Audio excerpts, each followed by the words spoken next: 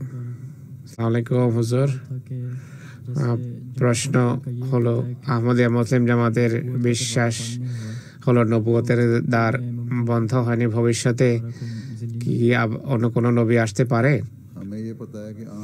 হুজুর বলছেন যে আমরা জানি রাসূল করিম সাল্লাল্লাহু আলাইহি ওয়াসাল্লাম বলেছিলেন যে আমার এবং মাহদি ও মসির মাঝে কোনো নবী নেই। এক হাদিসে 4 বার মসিহ মদকে নবিউল্লাহ বলা হয়েছে, আল্লাহর নবী বলা হয়েছে। এতটা এই পর্যন্ত নবী আছে। দরজা বন্ধ না হওয়ার যতটুকু সম্পর্ক আছে, খোদার কোনো বৈশিষ্ট্য বিলুপ্ত হয়নি। ভবিষ্যৎ সম্পর্কে আমরা জানি না, কোনো ভবিষ্যৎবাণী চোখে পড়ে না।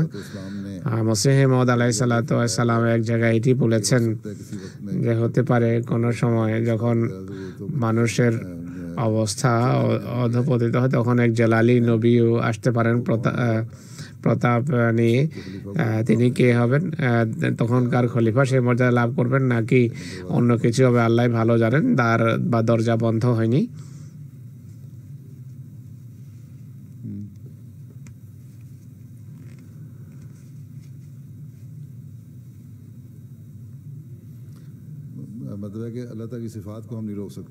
খোদার যে বৈশিষ্ট্যাবলী আছে সেগুলোকে আমরা অবলুপ্ত বা বিলুপ্ত আখ্যায়িত করতে পারি না। আল্লাহ যখন চান দরজা খুলতে পারেন। আমাদেরকে মুসলিমদের যুগ পর্যন্ত জ্ঞান দেয়া হয়েছে, আর মুসলিম মত পর্যন্ত যুগের জ্ঞান আমাদেরকে দেয়া হয়েছে, অন্য কিছু নয়।